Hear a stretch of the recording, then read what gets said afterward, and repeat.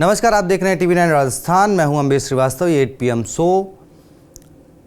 अब जरा नरेश मीणा जो कि ज़मानत पर भी हैं लेकिन लगातार सुर्खियों में रहते हैं, 3 चुनाव ज़रूर हारे हैं, लेकिन उनकी पॉपुलैरिटी में कोई कमी नहीं हो रही है।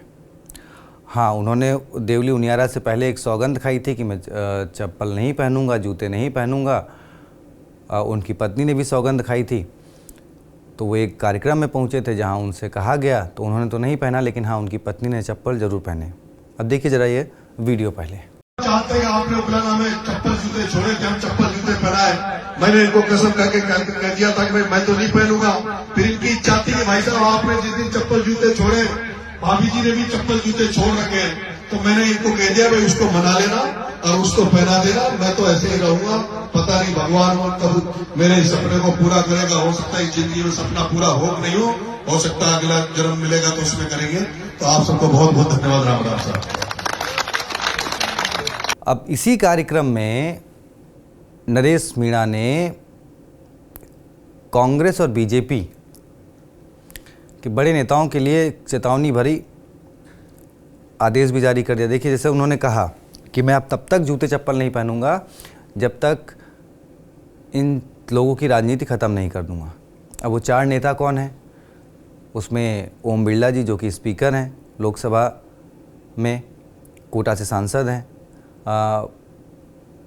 प्रमोद सिंघवी जी हैं, प्रताप सिंह सिंघवी बीजेपी के ही नेता हैं। शांति धारीवाल कांग्रेस में मंत्री रह चुके हैं, कांग्रेस के नेता हैं, मौजूदा वक्त में विधायक हैं, वो भी कोटा से ही आते हैं। और इसके अलावा प्रमोद जैन भाया जो हाल ही में अंता का उपचुनाव जीते विधानसभा का। अब देखिए, वहाँ पर भी नरेश मीणा उनके सामने खड़े हुए थे, लेकिन नरेश मीणा को तीसरे नंबर पर रहना पड़ा। प्रमोद जैन भाया चुनाव जीत गए। बीजेपी के उम्मीदवार मोरपाल सुमन जो है वो दूसरे नंबर पर आ गए। तो अब नरेश मीणा की ये सौगंध, और उन्होंने साथ में ये भी कह दिया कि भाई चाहे मुझे इसके लिए अगला जन्म लेना पड़े, लेकिन मैं तब तक चप्पल नहीं पहनूंगा जब तक इन लोगों के चप्पल या जूते नहीं पहनूंगा, जब तक इन लोगों की सियासत खत्म नहीं कर दूंगा। आए दिन आरोप वो इन चारों नेताओं पर लगाते रहते हैं। बीते दिनों ही जब मोरपाल सुमन का एक लेटर वायरल हुआ था, जिसमें मोरपाल सुमन के हवाले से उस वायरल लेटर में कहा गया था कि बीजेपी के कई बड़े नेताओं ने अंता उपचुनाव में उनको हरवाने के लिए प्रमोद जैन भाया की मदद की। बाकायदा उसमें ओम बिरला जी का नाम था, मंत्री हीरालाल नागर का नाम था, प्रताप सिंह सिंघवी का नाम था, इवन कि वहाँ के 3 मौजूदा विधायकों के नाम थे, जिसमें प्रताप सिंह सिंघवी भी है, जिसको लेकर भी नरेश मीणा ने बीजेपी पर हमला साधा था कि भाई आप बजाय उन नेताओं पर कार्रवाई करने के जो कि जिन्होंने मदद करी है मोरपाल सुमन को हरवाने में, आप उन्हीं को नोटिस दे रहे हैं। खैर, वो बीजेपी की अपनी आपसी वो थी। मदन राठौर जी ने नोटिस जारी किया था, जिसके जवाब में भी हमलावर हुए थे नरेश मीणा। अब नरेश मीणा किस ओर चल पड़े हैं, ये भी अपने आप में एक चर्चा का विषय है। भाई कांग्रेस उन्होंने पहले वो पायलट के समर्थक आज भी हैं। खैर, वो 2023 विधानसभा चुनाव से पहले टिकट मांग रहे थे, नहीं मिलता है उनको, वो छोड़ देते हैं। फिर 2024 लोकसभा चुनाव से पहले वो शामिल हो जाते हैं। फिर लोकसभा का टिकट मांगते हैं दौसा से, कांग्रेस नहीं देती है, वो निर्दलीय पर्चा भर देते हैं। लेकिन कहा जाता है कि सचिन पायलट के समझाने के बाद उन्होंने अपना नामांकन वापस ले लिया। फिर वो दौसा या देवली उनियारा जब उपचुनाव की बारी आई तो उन्होंने टिकट मांगा, फिर उनको टिकट नहीं दिया गया, तो उन्होंने इस बार भी फिर बगावत कर दी पार्टी से और निर्दलीय पर्चा भर दिया देवली उनियारा से, जिसमें कांग्रेस को हार का सामना करना पड़ा। कांग्रेस की जमानत तक जब्त हो गई। वहाँ पर कांग्रेस उनको बाहर का रास्ता दिखा दिया। अंता में भी वही हुआ कि वो कह रहे थे कि भाई अगर कांग्रेस उनको टिकट देती है तो वो चुनाव लड़ेंगे। खैर, कांग्रेस उनको टिकट नहीं दिया, उन्होंने निर्दलीय पर्चा भरा, लड़े भी, लेकिन वो तीसरे नंबर पर रहे।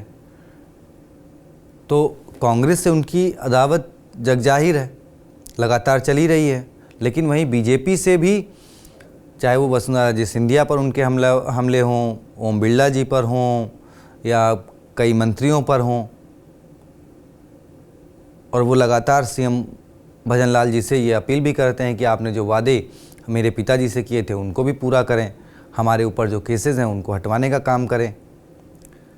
एक तरफ वो कांग्रेस में सचिन पायलट को पकड़ कर रखते हैं, प्रहलाद गुंजन को पकड़ के रखते हैं, तो वहीं कहा जाए बीजेपी में वो मुख्यमंत्री भजनलाल शर्मा जी के सहारे बैठे हुए हैं।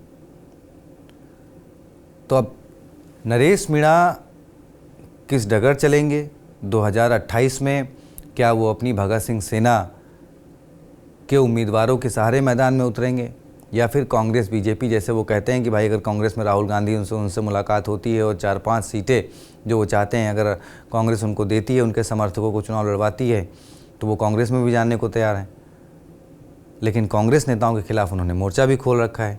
अब वैसे शांति धारीवाल अगर देखा जाए मौजूदा वक्त में तो कांग्रेस में उनके दिन ठीक है, वो विधायक हैं, सब कुछ है, लेकिन हाँ उनके दिन अच्छे नहीं चल रहे हैं कहा जा सकता है, क्योंकि 2022 में जिस तरीके से उन्होंने कांग्रेस आला कमान के भेजे हुए 3 पर्यवेक्षकों के सामने बगावती रुख अख्तियार किया, अपने घर पे बैठक बुला ली, बैठक के बाद सचिन पायलट को गद्दार तक साबित करने का प्रयास किया, बयान है बाकायदा उनका। तो उसके बाद फिर सचिन पायलट और उनके समर्थकों ने भी भाई शांति धारीवाल, धर्मेंद्र राठौर जैसे नेताओं पर कार्रवाई की मांग की, जो कि फ़िलहाल तो नहीं हुई है, लेकिन हाँ ये माना जा रहा है कि हाँ भाई जो गहलोत खेमा है उनके कुछ नेताओं को आला कमान ने ज़रूर साइडलाइन कर रखा है। तो क्या आने वाले दिनों में नरेश मीणा की एंट्री कांग्रेस में हो सकती है?